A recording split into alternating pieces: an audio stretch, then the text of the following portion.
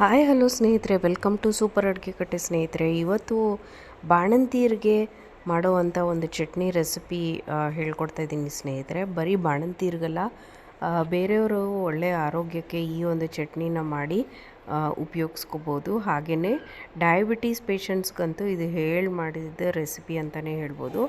ನಾನಿದು ಮೆಂತ್ಯ ಕಾಳುಗಳನ್ನು ಉಪಯೋಗಿಸಿ ಮಾಡಿರೋ ಅಂಥ ಒಂದು ಚಟ್ನಿ. ಮೆಂತ್ಯ ಕಾಳು ನಿಮ್ಮೆಲ್ಲರಿಗೂ ಗೊತ್ತಿರೋ ಹಾಗೆ ತುಂಬಾ ಆರೋಗ್ಯಕ್ಕೆ ಒಳ್ಳೆಯದಲ್ವ, ಡಯಾಬಿಟೀಸ್ ಇರೋರಿಗೆ. ಹಾಗೆಯೇ ಬಾಣಂತಿರಿಗೂ ಹೆಚ್ಚಾಗಿ ಉಪಯೋಗಕ್ಕೆ ಬರೋ ಅಂಥ ಒಂದು ಕಾಳುಗಳು.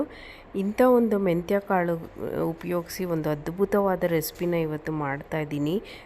ಮುದ್ದೆ ಅನ್ನಕ್ಕೆ, ಬಿಸಿ ಬಿಸಿ ಅನ್ನಕ್ಕೆ ಈ ಒಂದು ಚಟ್ನಿನ ಕಲಿಸ್ಕೊಂಡು ತಿಂತಾಯಿದ್ರೆ ತುಂಬಾ ಚೆನ್ನಾಗಿರುತ್ತೆ. ಹಾಗೆಯೇ ಆರೋಗ್ಯ ವೃದ್ಧಿ ಆಗುತ್ತೆ ಅಂತ ಹೇಳ್ತಾ ಬನ್ನಿ ನೋಡ್ಕೊಂಬರೋಣ ಹೇಗೆ ಮಾಡೋದು ಅಂತ.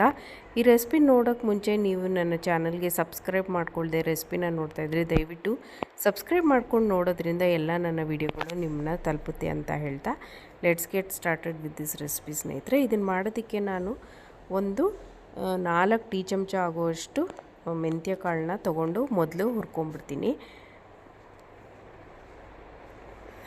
ಸಿಮ್ನಲ್ಲಿ ಇಟ್ಕೊಂಡು ಹುರ್ಕೊಳ್ಳಿ, ಇಲ್ಲಾಂದರೆ ಸೀದೋಗೋ ಚಾನ್ಸ್ ಇರುತ್ತೆ. ಸೊ ಲೈಟಾಗಿ ಕಲರ್ ಚೇಂಜ್ ಆಗೋವರೆಗೂ ಇದನ್ನು ಹಾಗೆ ಹುರ್ಕೊಂಡು ಕೂಲ್ ಹಾಕೋಕ್ಕೆ ಬಿಟ್ಬಿಡ್ತೀನಿ. ಇದು ಕೂಲ್ ಆಗೋಷ್ಟರಲ್ಲಿ ಇನ್ನೊಂದು ಪ್ಯಾನ್ಗೆ ನಾನು ಒಂದು 3 ಚಮಚ ಆಗೋಷ್ಟು ಕಡಲೆಬೇಳೆ ಮತ್ತು ಕರ್ಬೇವಿನ ಸೊಪ್ಪು, 6ರಿಂದ 7 ಗುಂಟೂರು ಬ್ಯಾಡಗಿ ಮೆಣಸಿನ್ಕಾಯಿ 2 ಸೇರಿ 6ರಿಂದ 7 ಒಂಚೂರು ಎಣ್ಣೆ ಹಾಕ್ಕೊಂಡು ಫ್ರೈ ಮಾಡ್ಕೊಳ್ತೀನಿ. ಇದನ್ನು ಚೆನ್ನಾಗಿ ಹುರ್ಕೊಳ್ಳಿ. ಕಲರೆಲ್ಲ ಚೇಂಜ್ ಆಗಿ ಮೆಣಸಿನ್ಕಾಯಿ ಗರಿ ಗರಿ ಆಗಬೇಕು, ಅಲ್ಲಿವರೆಗೂ ನಾವು ಇದನ್ನು ಸಿಮ್ನಲ್ಲಿ ಫ್ರೈ ಮಾಡಿಕೊಂಡು ಕೂಲ್ ಆಗೋಕ್ಕೆ ಬಿಟ್ಬಿಡ್ತೀನಿ.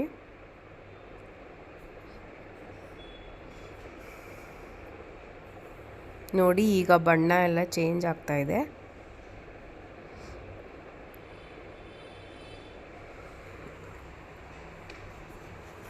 ಕರ್ಬೇವಿನ ಸೊಪ್ಪು ಹಾಕೋದ್ರಿಂದ ಇದು ಫ್ಲೇವರ್ ಚೆನ್ನಾಗಿರುತ್ತೆ. ಇದನ್ನು ಕೂಲ್ ಆಗೋಕ್ಕೆ ಬಿಟ್ಬಿಡ್ತೀನಿ. ಈ ಕಡೆ ಮೆಂತ್ಯನ ಒಂದು ಸಣ್ಣ ಮಿಕ್ಸಿ ಜಾರ್ಗೆ ಹಾಕ್ಕೊಂಡು ಮೊದಲು ಮೆಂತ್ಯನ ಫೈನ್ ಪೌಡರ್ ಮಾಡ್ಕೊಳ್ತೀನಿ. ಇದು ಫೈನ್ ಪೌಡರ್ ಆಗೋವರೆಗೂ ನೀವು ಮಿಕ್ಸಿನ ಡ್ರೈ ಗ್ರೈಂಡ್ ಮಾಡ್ಕೊಳ್ಳಿ. ಈಗ ಇದಕ್ಕೆ ಕಡಲೆಬೇಳೆ, ಮೆಣಸಿನ್ಕಾಯಿ, ಕರ್ಬೇವಿನ ಸೊಪ್ಪನ್ನು ಹುರಿದಿರೋದನ್ನು ಹಾಕ್ಕೊಂಡು ಒಂದು ಸ್ವಲ್ಪ ನೀರು ಹಾಕ್ಕೊಂಡು ಸ್ವಲ್ಪ ರುಚಿಗೆ ತಕ್ಕಷ್ಟು ಹುಣಸೆ ಹಣ್ಣು, ಆಮೇಲೆ ಇದಕ್ಕೆ ಮುಖ್ಯವಾದದ್ದು ಇಂಗ್ರೀಡಿಯೆಂಟ್ ಅಂದರೆ ಬೆಲ್ಲ.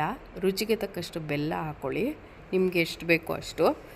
ಉಪ್ಪನ್ನು ಹಾಕ್ಕೊಂಡು ಗಟ್ಟಿಯಾಗಿ ರುಬ್ಕೊಳ್ಳೋಣ. ನೋಡಿ, ಈ ಒಂದು ಹದಕ್ಕೆ ಚಟ್ನಿ ಹದಕ್ಕೆ ರುಬ್ಕೊಂಡು ಇದಕ್ಕೆ ಒಗ್ಗರಣೆ ಹಾಕ್ಕೊಳ್ತಿದ್ದೀನಿ. ಒಗ್ಗರಣೆಗೆ ಎಣ್ಣೆ, ಸಾಸಿವೆ, ಕಡಲೆಬೇಳೆ, ಉದ್ದಿನಬೇಳೆ, ಕರ್ಬೇವಿನ ಸೊಪ್ಪು, ಒಂದು ಒಣಮೆಣ್ಸಿನ್ಕಾಯಿ ಮತ್ತು ಇಂಗನ್ನು ಹಾಕ್ಕೊಂಡಿದ್ದೀನಿ. ಒಗ್ಗರಣೆ ಕೊಟ್ಟಮೇಲೆ ಈ ಒಂದು ಮೆಂತ್ಯ ತೊಕ್ಕು ಅಥವಾ ಮೆಂತ್ಯ ಚಟ್ನಿ ರೆಡಿಯಾಗಿರುತ್ತೆ. ಬಿಸಿ ಬಿಸಿ ಅನ್ನ ಇದ್ದರೆ ಕಲಿಸ್ಕೊಂಡು ತಿನ್ನೋಕ್ಕೆ ಅದ್ಭುತವಾಗಿರುತ್ತೆ. ಮೆಂತ್ಯ ಕಹಿ ಇಷ್ಟ ಆಗೋರಿಗೆ ಈ ಚಟ್ನಿ ಮಾಡಿಸಿದ್ದು. ಅದು ಬಾಣಂತಿಯರಿಗಂತೂ ಈ ಒಂದು ಚಟ್ನಿ ಮಾಡಿ ಹಾಕೋದ್ರಿಂದ ಅವ್ರಿಗೂ ಒಳ್ಳೆಯ ಆರೋಗ್ಯ ಸಿಗುತ್ತೆ ಅಂತ ಹೇಳ್ತಾ, ನೀವು ಯಾವತ್ತೂ ಈ ರೆಸಿಪಿ ಟ್ರೈ ಮಾಡಿಲ್ಲ ಅಂದರೆ ಖಂಡಿತ ಟ್ರೈ ಮಾಡಿ. ಹೇಗಿತ್ತು ಅಂತ ನನಗೆ ತಿಳಿಸ್ಕೊಡಿ. ಒಂದು ಲೈಕ್ ಕೊಡಿ, ಕಾಮೆಂಟ್ ಮಾಡಿ, ಎಲ್ಲರ ಜೊತೆ ಶೇರ್ ಮಾಡಿ ಸ್ನೇಹಿತರೆ. ಬಾಯ್ ಸ್ನೇಹಿತರೆ.